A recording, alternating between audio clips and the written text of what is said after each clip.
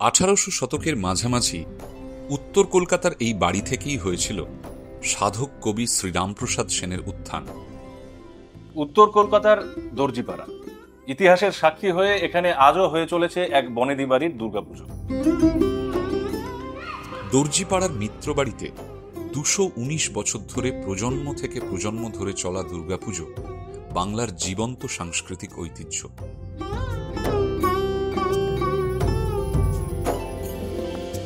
মিত্রবাড়ির দুর্গাপুজোয় মায়ের অলংকারের এক বিশেষত্ব আছে। যেহেতু এ বাড়ির বিসর্জন হয় মায়ের অলংকার সমেত, তাই এই বাড়ির মায়ের অলংকার সবকিছুই মাটির তৈরি, নয়তো সোলার তৈরি। আমরা কোনো রকম সোনার অলংকার বা কোনো অস্ত্র, রূপোর অস্ত্র এরম কিছু ব্যবহার করি না। আমরা আমাদের বাড়িতে যেটা রীতি সেটা হচ্ছে মা যেভাবে আমরা মাকে আবাহন করব সেভাবেই বিসর্জন দেব। এখন তো অত সোনার জিনিস নিয়ে বিসর্জন দেওয়াটা সম্ভব না, তাই আমাদের কখনোই ওইভাবে মাকে অলংকার পরানো হয় না। সাধক রামপ্রসাদ সেনের নাম জড়িয়ে থাকার যে গৌরব, রাধাকৃষ্ণ মিত্রের বাণিজ্যের সমৃদ্ধি আর শতাব্দী প্রাচীন পুজোর ঐতিহ্য।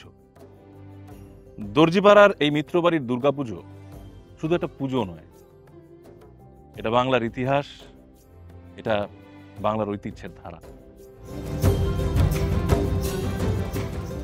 শতাব্দী প্রাচীন পারিবারিক ঐতিহ্যে মোড়া দর্জিপাড়ার মিত্র পরিবারের দুর্গাপুজো বাংলার কৃষ্টি এবং সংস্কৃতিতে জড়িয়ে রয়েছে অঙ্গাঙ্গিভাবে।